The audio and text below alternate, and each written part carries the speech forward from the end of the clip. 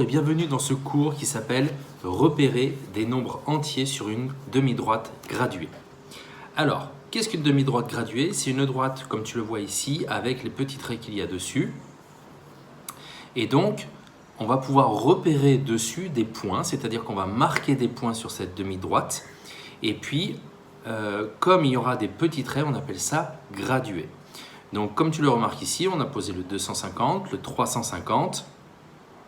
Donc, entre les deux, il y a un espace de 10 unités. Ce qui veut dire que pour aller de 250 à 350, on a 10 unités qui vont représenter 10 valeurs. C'est-à-dire, de la première graduation qu'il y a après le 250 va être équivalent au 260.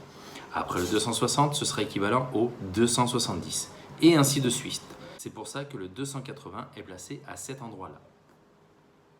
À chaque fois, il faudra que tu tiennes compte de l'unité de mesure pour pouvoir bien positionner tes points.